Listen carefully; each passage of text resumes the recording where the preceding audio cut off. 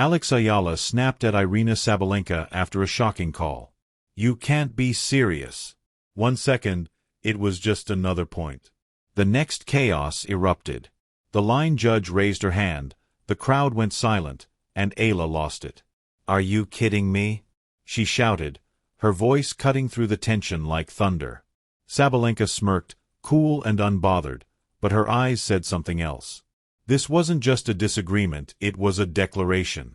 For months, whispers had followed Eala, too emotional, too young, too raw.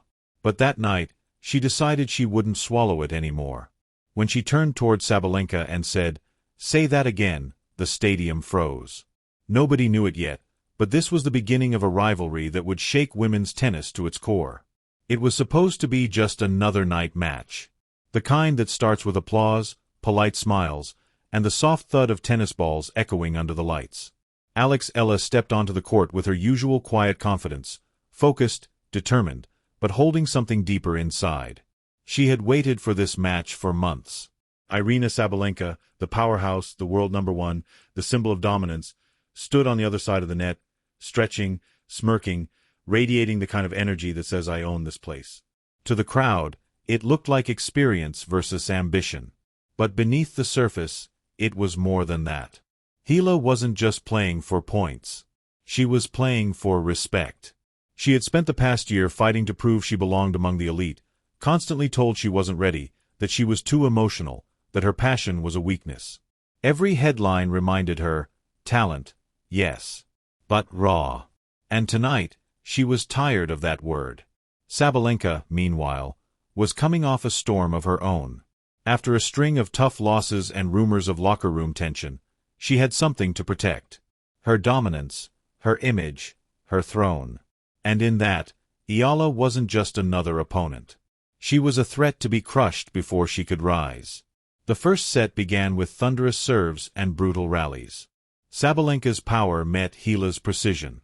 Every shot sounded like a statement, neither one willing to blink first. The scoreboard ticked evenly 3-3, 4-4 until the tension became almost unbearable. You could feel it in the air, thick and electric. Every point seemed to hold more weight than it should. During the changeover, Sabalenka looked across and smirked. That signature grin that had broken so many spirits before. But Eala didn't look away. For the first time, she met that gaze head-on. No fear, no hesitation, just fire. The commentators felt it too. One of them whispered, "There's something different about Eala tonight. She's not backing down." And they were right. Something inside her had shifted, something that couldn't be undone. As the crowd leaned in, the next point began. And that's when the moment would arrive. The one that would stop time, silence the stadium, and spark the controversy that would define the match. But that's coming next. Because just before everything exploded, there was still calm. A fragile, trembling calm before the storm. The second set had barely begun when it happened. A single rally. Long, brutal, and breathtaking. 23 shots, both players chasing the lines, refusing to blink. The crowd was on its feet, gasping at every exchange. Then came the moment. The one that would ignite everything. Eala fired a forehand down the line, crisp, clean, and so precise it kissed the chalk. The crowd erupted, Sabalenka froze, and for a heartbeat, everyone believed it was a winner. Then, the call out. The line judge's voice sliced through the noise like a blade. The cheers turned into confusion, then silence. Eala stopped mid-stride, her chest heaving.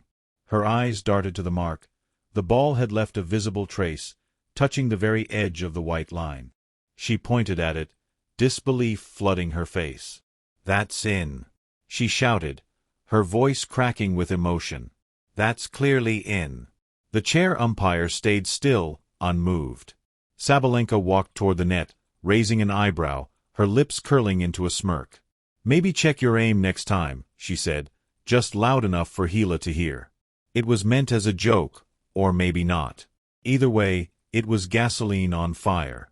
Eala's temper flared. "Are you serious right now?" she snapped, stepping closer. That ball was in. The umpire looked down, calm and distant. "Miss Eala, the call stands. Please play." The crowd began to murmur.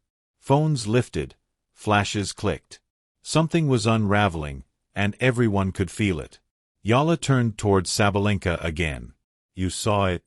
Tell them it was in." Sabalenka shrugged, expression unreadable.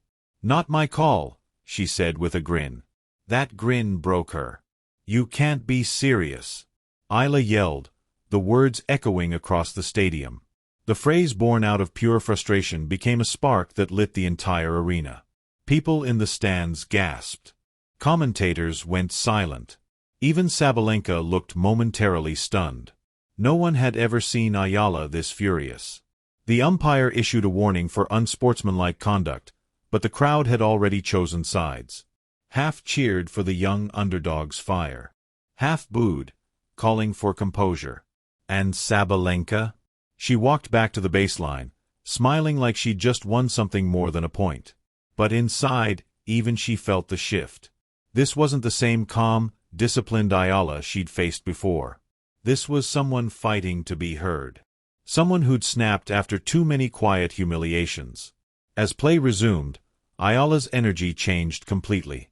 Every stroke was harder, every movement sharper. She was no longer playing the match, she was fighting for validation. For the right to be taken seriously, Sabalenka noticed. The rallies got shorter. The points turned into battles. At 3-2, Eala broke serve with a scream that seemed to tear through the noise. The crowd roared. The fire in her eyes was unmistakable. But just when it seemed like she'd turned it around, Sabalenka leaned on her experience. She slowed the game, disrupted the rhythm, took her time between points. And with every pause, she'd glance at Eala. That same smirk, that same taunt, the tension between them was now personal. What had started as a bad call had become a war of willpower, pride, and ego. Commentators would later say it was the most electric moment of the match, not because of the score, but because of what it revealed. A young player's breaking point, a champion's provocation, and an umpire's silence that changed everything. That call, just one word out, became the center of a storm that would follow them long after the match was done, because in that instant, something bigger than tennis had begun. A feud, a statement, a line drawn not on the court but between eras. By the time the match ended, the stadium buzzed like a hornet's nest. Eala had fought until the final point, but Sabalenka's experience carried her through. The handshake was cold, a fleeting brush of fingers, eyes locked with fire and resentment. Cameras captured every frame, and within minutes, the world had seen it. Clips flooded social media before the players even reached the locker room. Alice snaps at Sabalenka. "You can't be serious." The outburst that shook Dubai. The headlines were merciless. But so were the fans. On one side, Eala's supporters rallied to defend her. "She's right, that ball was in. The umpire robbed her." Passion isn't disrespect. It's what tennis needs. Her fans clipped slow-motion replays of the ball mark, drawing circles around the faint chalk dust to prove their point. It wasn't just about tennis anymore.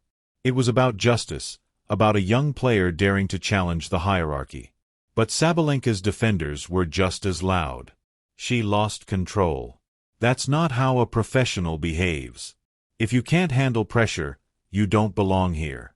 Some even accused Eala of using drama to stay relevant, a claim that stung deeper than any loss. Meanwhile, Aryna Sabalenka broke her silence first. In her post-match presser, she smiled lightly and said, "It's tennis. Sometimes emotions take over. I've been there too, but you've got to stay composed." The comment seemed calm, even graceful, but it carried a sting. To many, it sounded like a veteran's advice to others. It was condescension wrapped in courtesy. Eala, still red-eyed from the match, spoke later in a quieter room. "I just wanted fairness."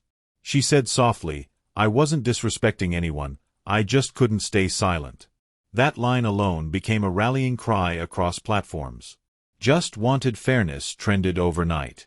Fans turned her words into graphics, quotes, and even TikTok edits. But with every share came criticism, every defense another wave of backlash.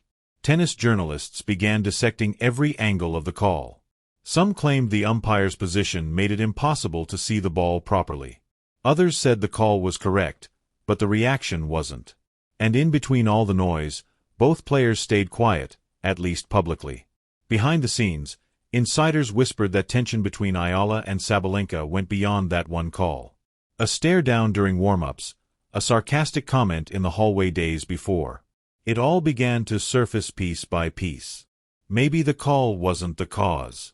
Maybe it was the spark on a pile of gasoline waiting to ignite. As hours turned into days, the moment became legend, replayed, analyzed, exaggerated. 2 words, "you can't," became a meme, a message, a movement, and as the internet argued, Eala's expression from that night, a mix of rage, disbelief, and heartbreak began to haunt the sports conversation because everyone knew the story wasn't over. The next time these two met, it wouldn't be just another match, it would be personal. In the days that followed, silence spoke louder than any interview. Eala disappeared from public view. No press, no tweets, no statements. Just silence. But silence doesn't protect you anymore. It only gives the world time to build its own version of the story. Sports talk shows replayed her outburst on loop. Analysts picked apart every gesture, every word, every look between her and Sabalenka. They called it the meltdown, the moment she lost control, the price of immaturity. Some commentators said it would haunt her early career, while others quietly admired her fire, though few were brave enough to say it out loud. Meanwhile, Sabalenka's camp moved with precision. Her PR team crafted the narrative. Aryna was calm, professional, composed under chaos. They released polished